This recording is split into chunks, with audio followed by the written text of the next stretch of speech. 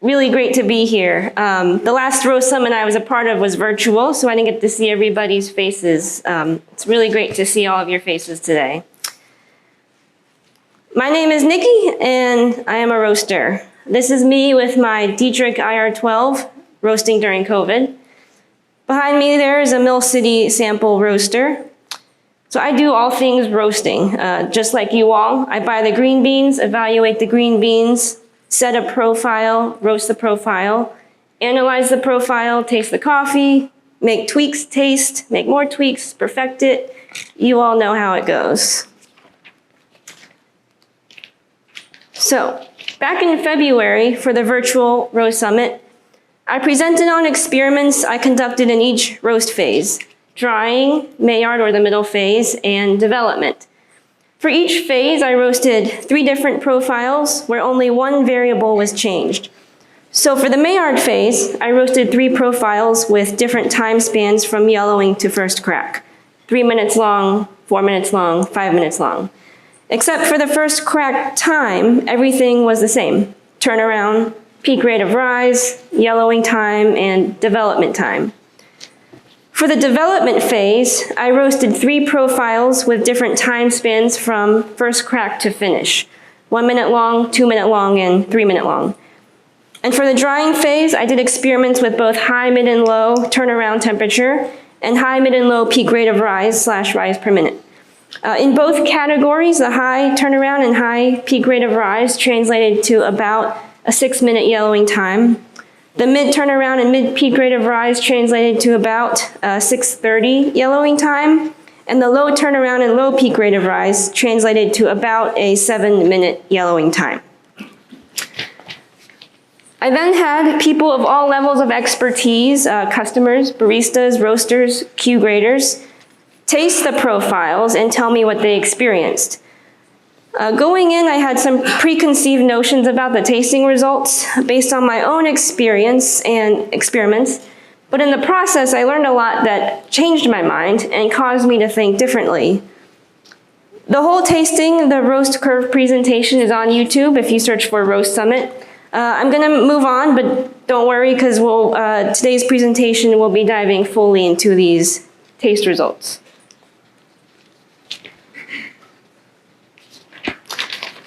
All right, with today's topic and presentation, the profiles we discuss are much less deliberate. We don't often tell ourselves we want exactly 168-degree turnaround with a 34-degree peak rate of rise/rise per minute, with a 10:30 first crack, 12-minute finish, and 415-degree end temperature. Hats off to you if you do and you can hit it consistently, but that is really hard. When I roasted the 12 profiles for the Tasting the Roast curve, it took me 2 to 5 tries for each of the 12 profiles. More so the natural process we undergo is we roast a profile, and it may or may not come out exactly the way we want it to for any number of reasons. So we have a coffee that we've just roasted, and we have the roast curve, or data points. The next step is to taste the coffee and see if it meets our standard. And when we evaluate it, we may say, hey, this is okay, or even, I really like this. Of course, you may have days like that picture there when you just feel like ripping your hair out. Well, whether the answer is yes, I like it, or no, I don't, the big questions roasters want to know is why? Why this result? What about my profile makes the coffee taste a certain way? And what specifically about my turnaround temperature or drying time or first crack time or development time makes the coffee have more acidity and less body, or more aftertaste and less sweetness? It's imperative that we know, because if we are really satisfied with this roast, we're going to want to successfully replicate it. Replicating can mean not just doing the exact same coffee on the exact same roaster again, but doing a different origin on the same roaster, a different processing method on the same roaster, the same coffee on a different roaster, or a different coffee on a different roaster. And if we're not satisfied with this roast, we'll want to make a change. Instead of tearing down the whole profile and roasting a whole new one, my suggestion is, based on what you learned here today, to pick one variable to change while keeping the others the same in order to get more acidity or more body or more sweetness that you're looking for. In either case, you're gonna wanna learn how to analyze and evaluate your roast to create the same tasting outcome or a different tasting outcome. What I would like to do with you all today is to show you some curves or profiles and analyze them together. First, in terms of how that roast may have happened, as in what factors may have contributed to the roast turning out the way it did. Second, in terms of what we can expect the coffee to taste like. And third, in terms of how we can improve the roast. First, the profiles and roast curves we'll be looking at and studying are reflections of roasts I would get or do on my Dietrich IR12. The times and temperatures of yellow, first crack, etc. may look very different on your roaster. Especially a sample roaster like our Mill City 500, yellowing will happen in 3 to 4 minutes as opposed to 6 to 7 minutes on the Dietrich IR12. Second, tasting, as you all know, is very subjective. As a roaster and Q grader, though, I have to believe there is some objectivity to it, that the coffee with more sweetness, flavor, nuance, and body is better than the coffee that is thin, watery, and one note. To me, subjectivity comes more into play when you're talking specific notes like orange versus pineapple or grape versus plum. Customers too will like what they like. My advice is to have your own standard of quality. So let's jump into it here. Our first roasting scenario I've called the short fast roast, aka runaway roast or summer profile. The reasons I've called it that we'll get into in just a minute, but first, let's look at a curve that is what I would be striving for. So this would be my base profile, or my profile goal. Again, these are Dietrich IR12 specific numbers, but they should be relatable in some way to your roaster. Now let's look at our short fast curve and see how it compares. As you can see, the turnaround temperature and peak rate of rise is higher. The drying phase as a whole is 30 seconds faster. First crack happens sooner, and the Maillard phase time in general is shorter, 3 minutes versus 2.75. The development time is also shorter, 1 minute versus 1.25. So all around higher and shorter. So how does a roast like this happen? Now with these scenarios, I'm trying to represent actual scenarios and situations that take place at one time or another on your roaster. You may be a beginner, or you may have a lot of roasts under your belt. It doesn't really matter. You'll make mistakes. Your assistant roaster will make mistakes. And the coffee itself is a dynamic product that will throw curveballs your way whenever possible and be unpredictable. So the first way a short fast roast happens: warm beans and or warm room temperature. By show of hands, who here has a temperature controlled roastery? Good amount of you. Thank you. Who does not have a temperature controlled roastery? Oh, I think that might have won. Though I'm envious of those of you who are in temperature controlled spaces, I can say that it's forced me to become a better roaster because I've had to make certain decisions. In the summer when the beans are warmer and the roasts are turning around higher, I've had to think, is this okay for my coffee? You know, do I let that happen or do I get it back to where I think it needs to be by lowering my charge temperature and starting fuel and or doing bigger batch weights? I'll tell you right now, I do bigger batch weights in the summer, 19 or 22 pounds versus 15 to 17 pounds in the winter. How does a short fast roast happen? Less beans. You can create the same effect of the beans being warm by simply doing a smaller batch weight. Usually this is by accident. You forget to tare the weight of your bucket on the scale, so you end up pouring 3 less pounds than you should have. Then you see your profile is a whole minute faster than it should be. Oops. Low moisture content of the green beans. Low moisture can be the result of age or because of the type of process it is, washed versus natural. The same is true for beans that are less dense. Beans that are less dense will also be more responsive to heat. Couple others here. An especially dirty or freshly cleaned roaster. Believe it or not, the condition of your roaster will affect how your beans roast. An especially dirty roaster can slow down your fan and affect airflow. It can also affect drum speed and fuel output. It's never good to have a really dirty roaster. The effect is that it seems to make the roaster run hotter than it should. So with regard to the dropout temperature, it drops out higher than if it would if it were cleaner. There's one part of my roaster that whenever I clean it, I notice the temperature drops out slightly lower than before. So I try not to go too long without cleaning it so that when I do, there's not a drastic change. I will say too, if I'm aiming to get two identical roasts, one thing I would not do is a big deep clean in between roasting them. Low airflow. So generally you want the most amount of momentum in the beginning of your roast, which means lowest airflow moving through the drum. Low airflow coupled with your charge temperature and starting fuel amount will give you the most aggressive start for a roast. For me, at least on the Dietrich, that means starting out all roasts with 0% air. Now on my sample roaster, I generally start with 50% air, so I have some wiggle room there to lower the airflow and increase momentum. All right, so what does this all translate to taste-wise? How can we really assess whether these factors are okay for our coffee? Now, this one might not come as a huge shock. Bright acidic notes. Now, I would say the whole roast is set up to ensure that the most amount of acidity stays in the coffee. But that is especially true for the last phase, development.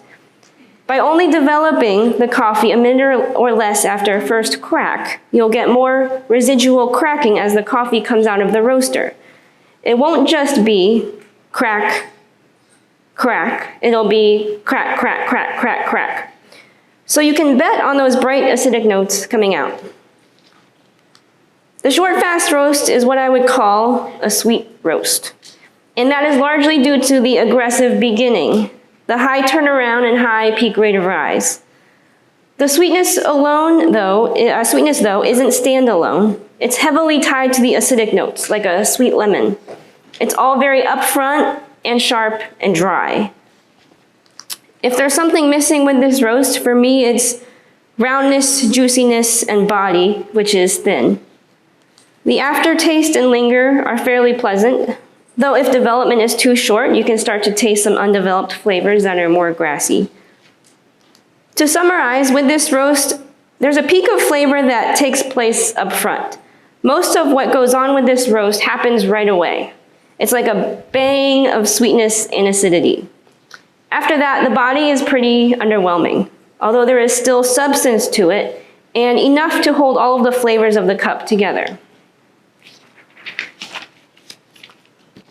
Now, you may be very happy with this roast and want to stick with it. A short, fast roast might be what you're aiming for, and that's great. If you're looking to make a change and or experiment with something slightly different, you can consider these suggestions. With a less aggressive start, which entails either lowering your charge temperature, lowering your starting fuel, and or doing a smaller batch weight, we can get notes that are mellow, softer, rounder, juicier, and more balanced. With a slightly longer middle or Maillard phase, which entails lowering fuel and lessening the rate of rise per minute coming out of drying, we can get increased body, mouthfeel, and complexity. And with a slightly longer development, which again entails lowering fuel and lessening the rate of rise per minute entering first crack, we can lessen the bright acidity, improve aftertaste, and achieve more balance. So you can do none of these, all of these, or one or two of these. The key with a short fast roast is not to lose control in any of the phases. We've all had those runaway roasts, right, where you've put the fuel to 0, but you see the rate of rise keep climbing and climbing, and you wish there was a negative fuel setting. With control, these can be great roasts. My recommendation is if your rate of rise starts out in the high 30s after drying, get it back in the mid-20s as you enter first crack. The goal is really to ensure a good development phase and time. All right, let's move on to our next scenario, scenario 2, which I've called the slow start, aka winter profile. Here again is our base curve. It's the exact same one as before. Now let's look at the slow curve. So turnaround, as you can see, happens at 150 degrees instead of 170 degrees.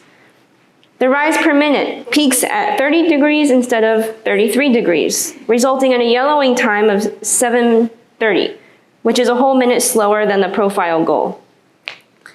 Now it looks like the middle and the end are far off of the goal, but they're actually only a little off of the goal relative to what we're aiming for, which was a 3-minute Maillard phase time and a 1.25 minute development time. So you can say this profile, quote, caught up a little bit. Now, I am not a big advocate for catching up or on the flip side, slowing down a profile. I think it's always better to let the profile continue naturally, keeping the momentum, whatever it is, slow or fast. When we talk about catching up or slowing down, we're talking about needing to do extreme moves with fuel and air. Extreme moves are okay. The thing to really pay attention to is your rate of rise. You don't want big changes in your rate of rise, and you want that steadily decreasing rate of rise all the way through first crack.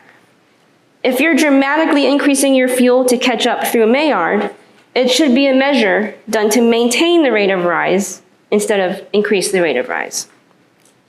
So, if by 5 minutes, your rate of rise has dropped to 25 degrees per minute, you might be freaking out because it's usually at 28 coming out of drying. Well, that goal has already passed. Increase your fuel to stay at 25. Don't try and get it back to 28. How does the slow start roast happen?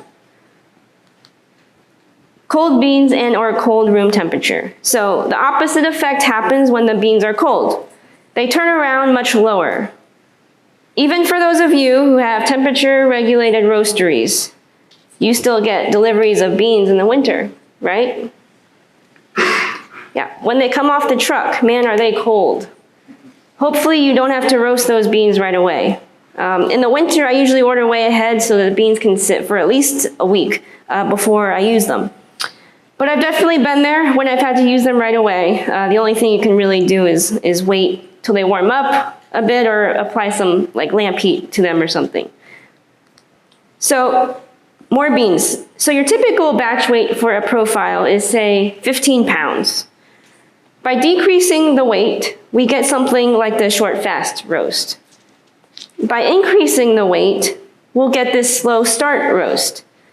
Adding more beans will make the dropout temperature lower. I mentioned before that in the summer, instead of doing a lower charge and lower starting fuel, I do much bigger batch sizes. In the winter, I have to lower my batch sizes pretty significantly. I'm already maxing out my charge temperature, so I can't go any higher with my charge. The only thing to do is to lower the batch weight to get the same turnaround numbers. So again, season to season, my charge temperature doesn't change. Instead, I vary my batch sizes based on the temperature of the green beans. If you're wondering what my starting fuel amount is, that does change in relation to the batch weight I'm doing. Generally, the higher the batch, the higher the starting fuel. That doesn't take into account, though, bean density, size, and processing method. Does this all sound complicated? It's not that complicated, but I do keep my assistant roaster on his toes. Beans with more moisture content will also turn around lower. Obviously, washed coffees have more moisture than naturals. But say you get in a fresh crop of Ethiopia beans. Your other crop is going on a year old. As coffee ages, it loses moisture. So the new crop with more moisture will result in the beans turning around lower. While softer beans are more responsive to heat, dense beans are less responsive, which can mean a lower turnaround. We already went over this one. It's just here's again as a reminder that the condition of your roaster will affect how the coffee roasts, particularly in relation to turnaround. High airflow during drying is not something I recommend. As I mentioned earlier, all of my roasts on the Dietrich start out with 0% airflow to give me the most power in the beginning. Increasing airflow in the beginning of the roast will pull momentum and cause the roast to go a little slower. Okay, so now the reveal. What can we expect this roast to taste like? We want acidity in our coffee, right? It gives it flavor, it gives it nuance and complexity. So yes. We also want the experience of acidity to be a favorable one. And generally that means adding sweetness to it. We like eating lemons and oranges and apples because they're sweet. We might call those fruits bitter too. Bitter, sour, acidic can be interchangeable. Bitter for me though implies a lack of sweetness. Acidity without as much sweetness. There's also a harsh, off-tasting component to me. When something is bitter, you don't want it sitting in your mouth for very long. In general, I would say this roast has a lack of sweetness. In my mind, we're not creating any undesirable flavors. We're just not getting all that we can out of the coffee. It's somewhat underdeveloped. Compared to the short, fast roast, the body is more noticeable in this roast. It has the effect of giving this coffee a base and substance. With a medium body, the cup is nice and full tasting. A lot of things can affect aftertaste, just like a lot of things can affect sweetness, body, and acidity. With this roast, a low turnaround and low peak rate of rise can have a negative effect on aftertaste. And the aftertaste is mainly what makes this an undesirable coffee for me. I would like my coffee to be a hair sweeter, but that doesn't make the coffee bad. An unpleasant flavor, though, like paper or wood or even rubber, is why I steer clear of this roast. I'm always surprised, actually, by how much the acidity and body hold up with a slow start roast. They are definite, notable features of the coffee. With this coffee, it's mainly the lack of sweetness, which is most present in the aftertaste. So again, you may like a slow start and want to keep it. I can definitely see if you're trying to do the biggest batch size you can, you may opt for a low turnaround and low peak rate of rise, deciding that that tastes just fine to you. Like I said, in the winter, it's always a decision I have to make. I really hate lowering my batch sizes, and I really fight the urge to do it. In the end, though, I do it because it's worth the extra body and sweetness. So with a more aggressive start, which entails either increasing the charge temperature, starting fuel, and or doing less beans, we can get sweeter acidity, bigger flavor, and a better melding of flavor. With this roast, I think it's best to keep the middle or Maillard phase the same. If you'll recall, it was just over 3 minutes long. There's not much to do there since we already have a body that is pretty solid and full tasting. Now in terms of roasting, that doesn't mean we can just replicate how much fuel was used with the first roast to get the same Maillard phase in the new roast. No, our goal may be the same, a 3-minute Maillard phase time. But we basically start back at 0 with fuel changes for the entire roast. Because remember, we're changing the beginning to get a more aggressive start, starting say at 50% fuel instead of 20% fuel. Not only is the fuel different with the new roast, but the trajectory / slope / rate of rise is completely different, right?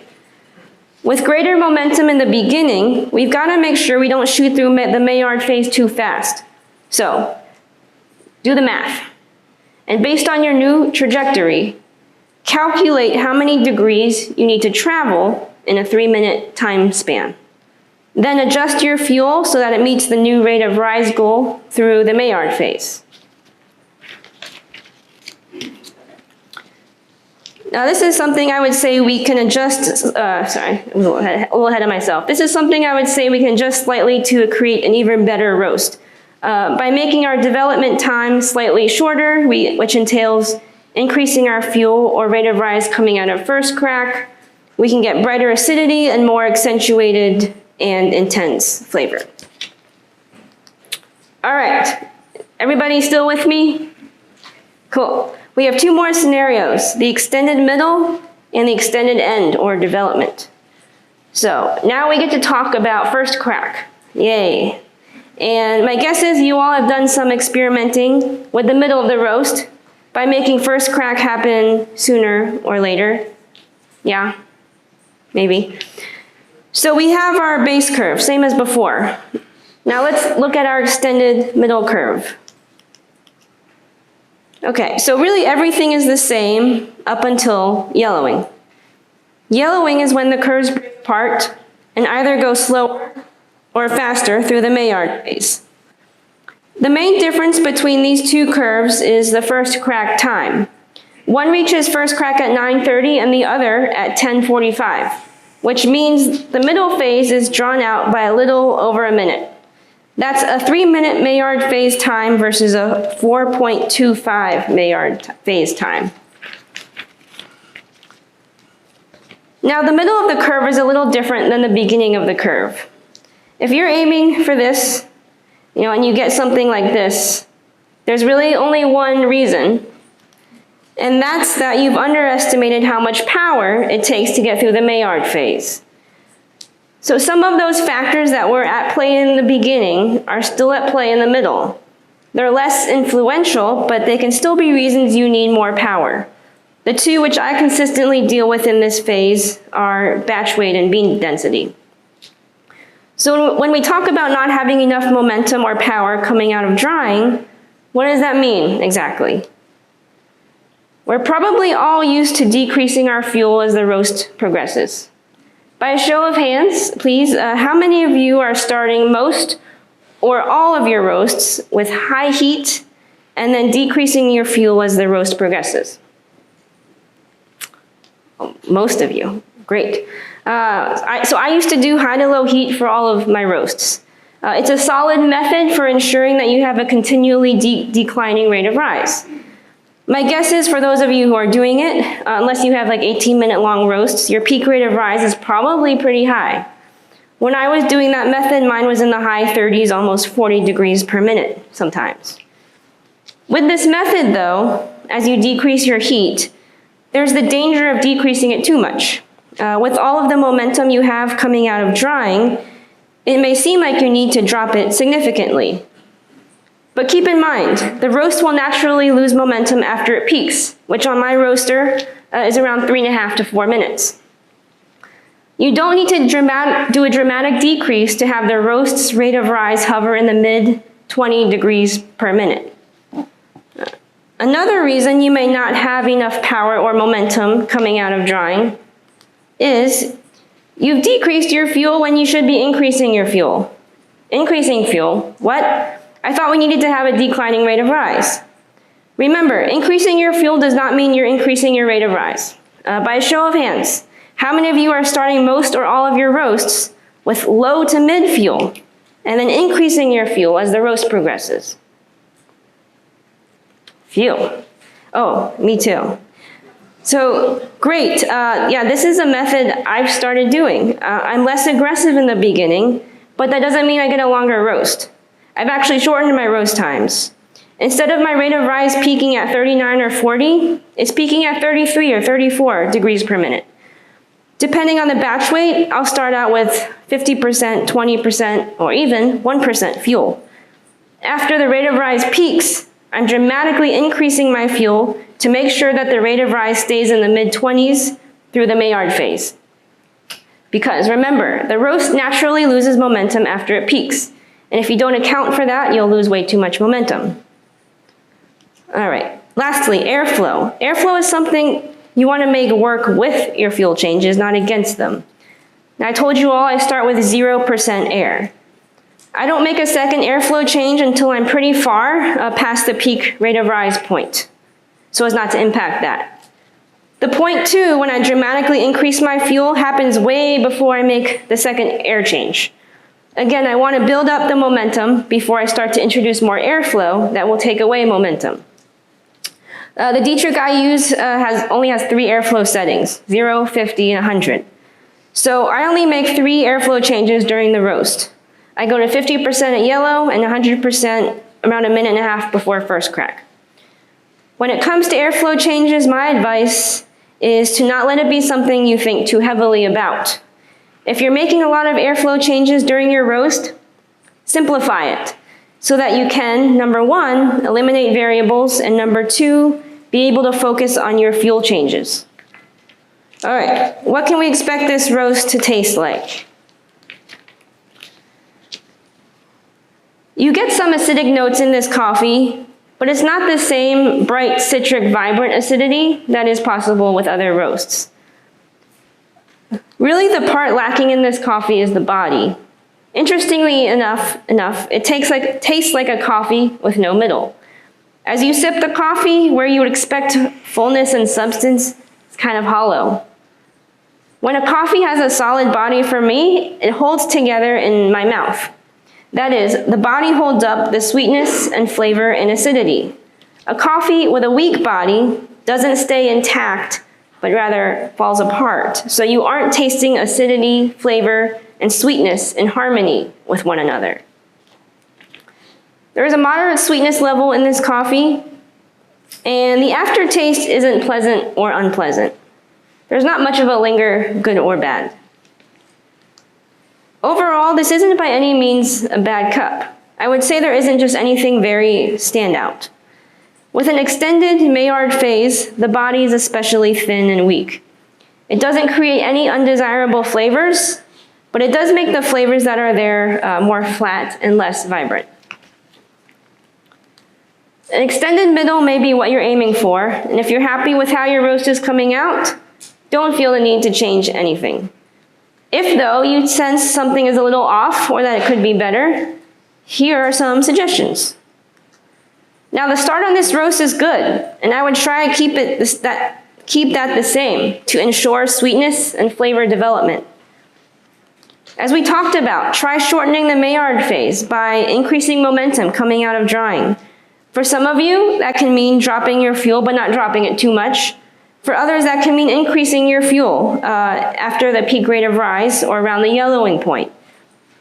By shortening the Maillard phase, you can expect heavier, stronger body, a fuller mouthfeel, and heightened and more condensed flavor.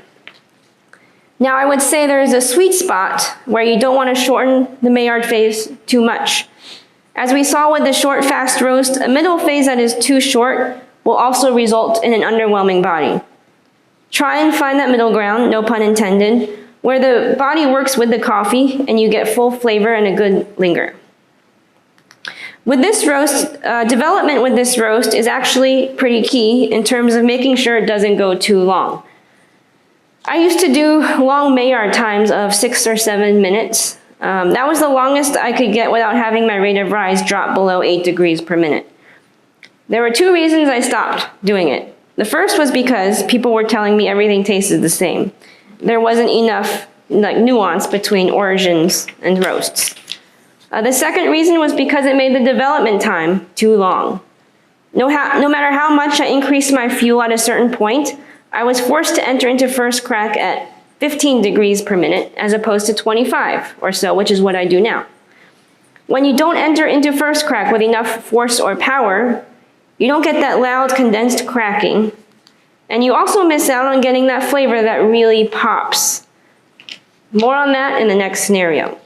But basically, if you're doing an extended middle phase, you don't want that to necessarily mean you'll have an extended development phase. They don't have to go hand in hand, even though that might be where your roast is headed. All right, on to the final scenario, which is the extended development. This is another area which I'm sure you all are pretty familiar. We're talking about when to end the roast, and it's pretty important. No more important than any other phase, but I will say the development phase to me is the most crucial step to either highlighting what you've done in the beginning and middle parts of the roast, or muting and discounting what you've done. So let's take a look at the extended development curve alongside the base curve. So on this curve, the veer off happens a little before first crack, making first crack happen later on the extended development curve. The development time of these curves is 1.25 minutes versus 2 minutes. So that's the amount of time it takes both curves to reach 417 degrees after the start of first crack. So they're ending at the same temperature. Just like the extended middle roast, an extended development also happens from underestimating the amount of power needed to get through first crack. For washed coffees in particular, you need a certain amount of momentum going through first crack, or else that rate of rise will totally tank and you'll crawl very slowly toward your end temperature goal. When that happens, there's a decision to make, and I'm curious what you all do at that point. So by a show of hands, how many of you prioritize development time over temperature? That means if you're still far from your end temperature goal, but you've already hit the 1.25 minute or 1.5 minute time goal, do you choose to end the roast so that no more time passes?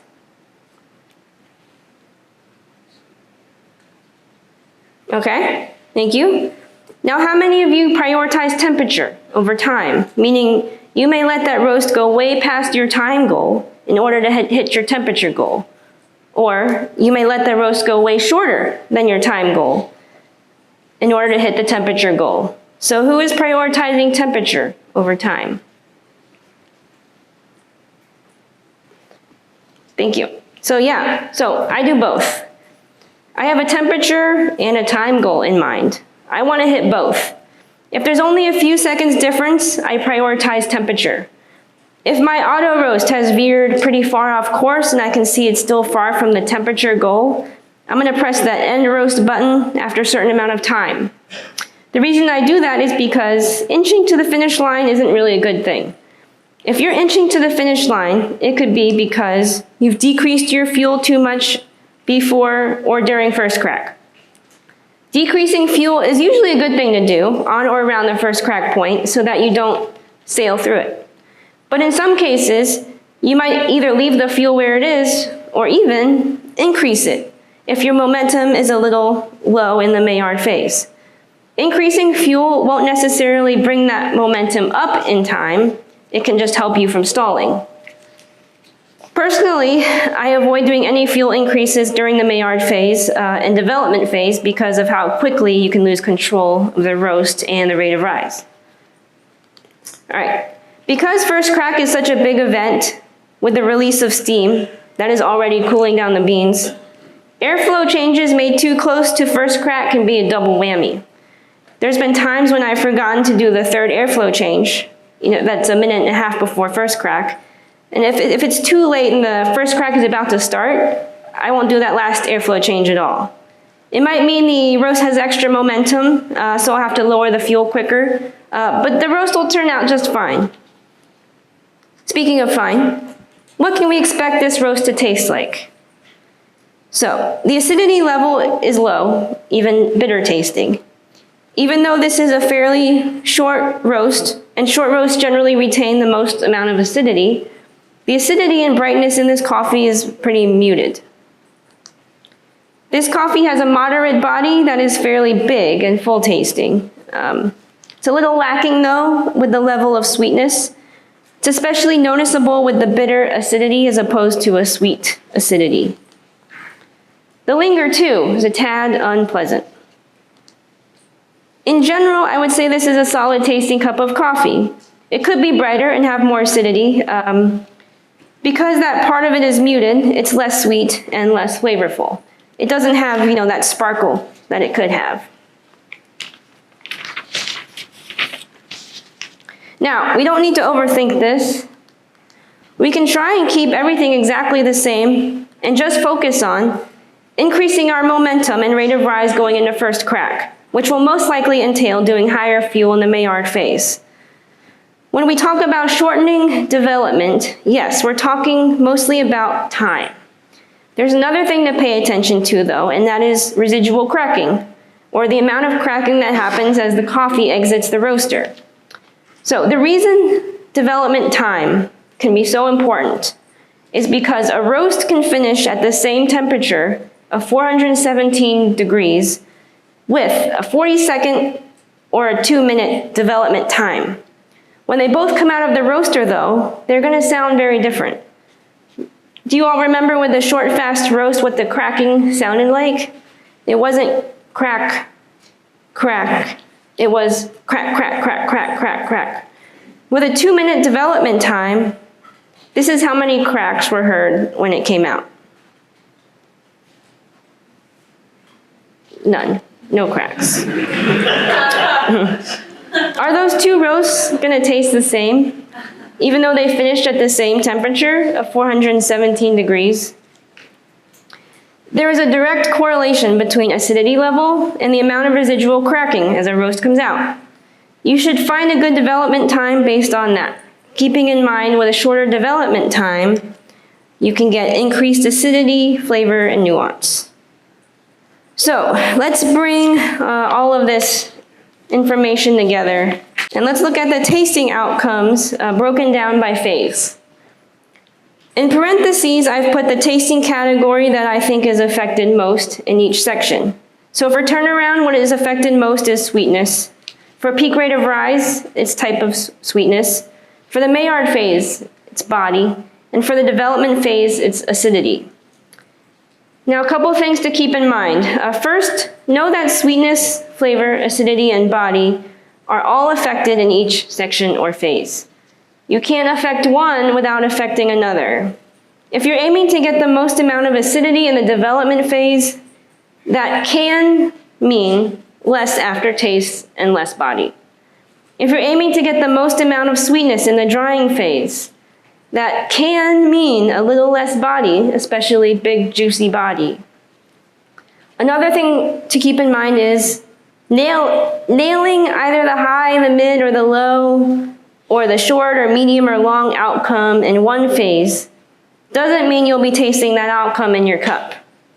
It could be that you got the perfect Maillard phase time, but then your development time went way too long, and those notes that could have come out were instead covered up or negated. You can't just nail one stage, you have to nail every stage. You may not know yet if you have a good drying phase time, Maillard phase time, and development phase time. That's okay. Finding those is the fun part of roasting. And once you do find those, you can set a good base profile. Then you can start changing the time in just one phase to see how it impacts the coffee. It takes work. And unless you have a Dietrich IR12, same year, same condition as mine, you'll need to explore the limits of high, mid, low, and short, medium, long on your roaster. You may come up with the same tasting results as me or different tasting results. These are just my findings, but I do hope they've been helpful. This is me on a business card. I have actual ones I can give you too.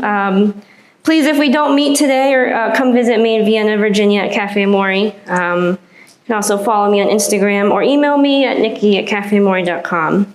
Thank you all so much for being here. It's been a lot of fun.